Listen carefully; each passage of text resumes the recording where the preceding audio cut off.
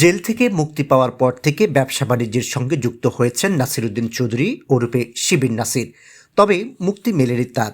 শিবির নাসির বলছি এমন দাবি করে চট্টগ্রামের বিভিন্ন ব্যবসায়ী থেকে শুরু করে সরকারি কর্মকর্তা, গার্মেন্টস, বালুমহাল এমনকি শিক্ষকদের কাছ থেকেও ফোন করে চাঁদা দাবি করা হচ্ছে।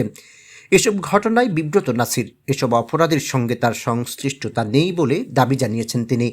গত বুধবার রাতে এক সংবাদ সম্মেলনে নাসিরউদ্দিন চৌধুরী ওরফে শিবির নাসির বলেন, তার নাম ভাঙিয়ে কে বা কারা চট্টগ্রাম ও আশপাশের বিভিন্ন জেলার লোকদের ফোন দিয়ে চাঁদা দাবি করছে। চাঁদাবাজির এই ঘটনায় অতিষ্ঠ হয়ে 2 মাস আগে নগরীর চকবাজার থানায় নিজেই সাধারণ ডায়েরি করেছেন, কিন্তু পুলিশ কাউকে চিহ্নিত করতে পারেনি। নাসির বলেন, একটি পক্ষ যারা চাঁদাবাজ এবং সুবিধাবাদী, যারা রাজনৈতিক দলের কেউ নয়, আমার কর্মী বা সমর্থক কেউ নয়, তারা এই কাজগুলো করছে। আমি নিজে পুলিশকে ঘটনা শোনার পর তদন্ত করতে বলেছি।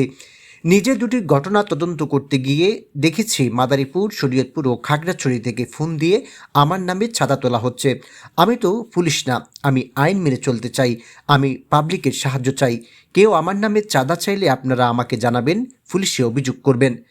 5 আগস্টের এক সপ্তাহ পর চট্টগ্রাম কেন্দ্রীয় কারাগার থেকে মুক্তি পান চট্টগ্রাম পুলিশের এক সময়ের তালিকাভুক্ত সন্ত্রাসী নাসিরউদ্দিন চৌধুরী ওরফে শিবির নাসির। তার বিরুদ্ধে চট্টগ্রামের বিভিন্ন থানায় গুম, খুন সহ প্রায় 36টি মামলা ছিল। খালাস পান 31টি মামলা থেকে। তবে এখনও নাসিরের বিরুদ্ধে 3টি মামলা বিচারাধীন। এইসব মামলায় একে একে জামিন পাওয়ার পর তিনি কারামুক্ত হন। সব মিলিয়ে 26 বছর 4 মাস চট্টগ্রামের বিভিন্ন কারাগারে ছিলেন তিনি। নাসির হাটহাজারী মন্দাকিনী এলাকার এলাহি বক্সের ছেলে। 1882 সাল থেকে বিভিন্ন ধরনের অপরাধে জড়িত হয়ে পড়তে থাকেন তিনি। 1998 সালে 9 এপ্রিল থেকে কারাগারে ছিলেন। শিবির ক্যাডার হিসেবে পরিচিত পাওয়া নাসিরউদ্দিন চৌধুরী। লাখো কোটি দরুদ ও সালাম পেশ করছি প্রিয় সাংবাদিক ভাইয়েরা। নাসিরউদ্দিন চৌধুরীর নাম ব্যবহার করে সন্ত্রাস ও চাঁদাবাজদের মুখোশ উন্মোচনে প্রশাসনের সহযোগিতা।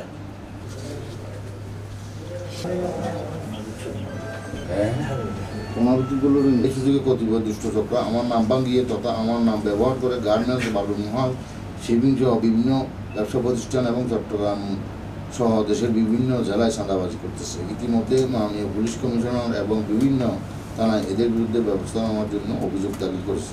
ফটিকছড়ি একটা সন্ত্রাসের স্বর্গরাজ্য ছিল, সন্ত্রাস, চাঁদাবাজি এগুলো স্বর্গরাজ্য ছিল। নাসির ভাই অনেক কষ্ট করে ওনার পরিবারের ত্যাগের বিনিময়ে ফটিকছড়িকে সন্ত্রাস মুক্ত করতে সক্ষম হয়েছে। আমাদের মুক্ত কণ্ঠ, সত্যের পথে সব সময়।